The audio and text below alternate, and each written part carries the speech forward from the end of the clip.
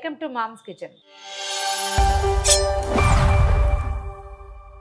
వర్షాకాలం రెసిపీలు చాలా చేసుకుంటున్నామండి.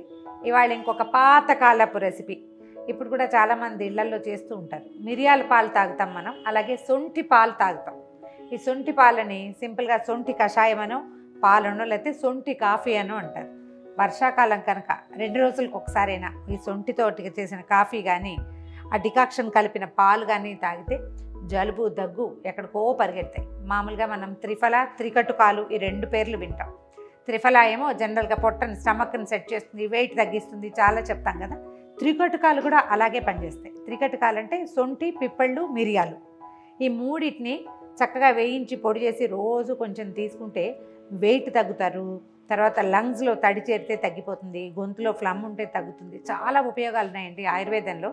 అయితే ఇందులో మొత్తం పిప్పళ్ళు వేయకుండా సొంఠి మిరియాలు కలిపి సింపుల్గా ఒక చిన్న డికాక్షన్ కాంకాషన్ లాంటిది కనుక చేసుకుని తాగితే ఎంత బాగుంటుందో ఇవాళ అది చేసి చూద్దాం. ఇప్పుడు మనం ఒక 2 కప్పుల పెట్టుకోవాలనుకుందాం. సొంఠి కాఫీ కానీ సొంఠి టీ కానీ చేయాలనుకున్నాం అనుకుంటే ఒక 1 ఇంచు తీసుకోవాలి. ఇప్పుడు ఇది 2 ఇంచులు కదా, ఇందులో సగం తీసుకుంటే సరిపోతుంది.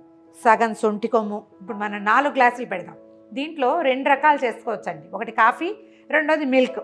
సో ఇది మొత్తాన్ని వాడేద్దాం. ఇలాగా 2 ఇంచీలు ఉన్న ఒక సొంఠి కొమ్ము, తర్వాత ఒక 12-14 మిరియాలు, దీంతో పాటుగా సువాసన బాగుంటుంది ఓ 2 ఏలక్కాయలు. వీటిని కనుక దంచేసి పొడి చేసుకుని డికాక్షన్ చేసుకుంటే ఎంత బాగుంటుందో చేసి చూద్దాం. ఓకే, సొంఠిని ఓ రాయి తీసుకుని అదే మనం అమాందస్తా లాంటి దాంట్లో 2-3 దెబ్బలు కొడితే అది మెల్లిగా నలిగిపోతుంది.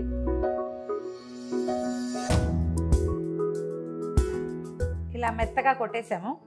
దీన్ని ఏం చేద్దామంటే ఒక గిన్నె తీసుకుందాం, ఓ 4 గ్లాసుల నీళ్ళు పోద్దాం. ఇందులో 4 కప్స్ అనుకోండి. మనం ఒకళ్ళమిద్దరం ఉంటే తక్కువ కూడా వేసుకోవచ్చండి. ఈ పొడి కనుక ఒకసారి దంచి పెట్టుకుంటే రోజు విడిచి రోజు ప్రతిరోజు తాగితే సొంఠి కొంచెం ఓవర్ హీట్ చేస్తుంది. వర్షాలు రేపు వచ్చేది శీతాకాలం కాబట్టి పర్వాలేదు. పిల్లలకి ఇవ్వదలుచుకుంటే కొంచెం ఒక 1 ounce అనుకోండి, మనం ఒక 4-5 ounces దాకా హాయిగా తాగేసేయచ్చు.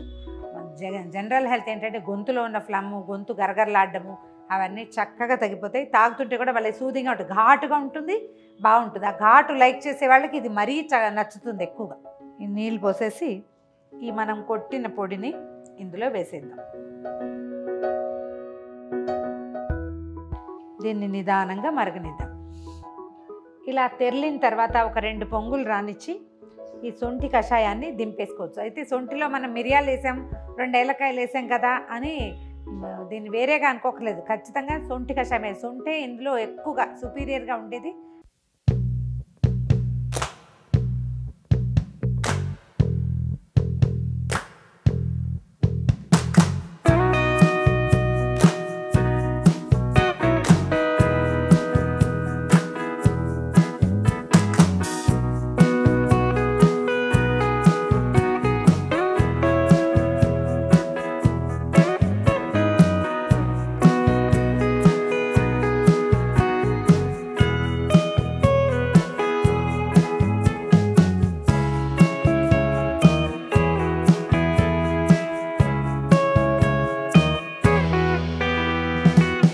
కాసిన పాలు పోసుకోవటమే అనమాట. పాలల్లో మిరియాలు వేయడం కాదు. ఇప్పుడు కూడా మనం అదే చేస్తాం. ఈ సొంఠి డికాక్షన్లో కొద్దిగా పాలు పోసుకుంటాం. ఇప్పుడు బెల్లం కరిగిపోయింది కదా, కొంచెం పాలు పోయండి. ఒక లిటిల్ బిట్ కలర్ ఎట్లా చేంజ్ అవుతుందో చూడండి, తాపీగా రంగు మారిపోతుంది.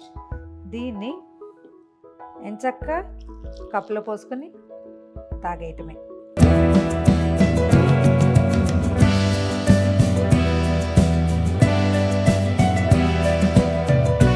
ఘుమఘుమలాడే సొంఠి పాలు తయారుగా ఉన్నాయి. దీన్ని సొంఠి టీ అని చెప్పచ్చు, సొంఠి పాలు అని చెప్పచ్చు, ఏదైనా సరే. ఈ సీజన్లో కనుక రోజువారీ కొద్దిగా అయినా తీసుకుంటే థ్రోట్ చాలా క్లియర్గా ఉంటుంది. చాలామంది సింగర్లు దీన్ని ప్రిఫర్ చేస్తారు, నేను కూడా తీసుకుంటాను. ట్రై చేసి చూడండి. సొంఠి పాలు చూసాం కదా, ఇప్పుడు సొంఠి కాఫీ చూద్దాం. మనం ఇన్స్టెంట్ బ్రూ పౌడర్ ఉంటుంది కదా, ఇన్స్టెంట్ పౌడర్ ఏదైనా సరే దాంతో కలుపుకోవచ్చు. ఇప్పుడు ఈ డికాక్షన్ని గిన్నెలో ఉంచేసుకోవటం, వడపోసేయండి పూర్తిగా. ఈ రద్దు పడేద్దామని అనుకోకండి. మళ్ళీ మనం సాయంకాలం మామూలు టీ పెట్టుకుంటాం కదా, అందులో వేసేసుకోవచ్చు వాసన.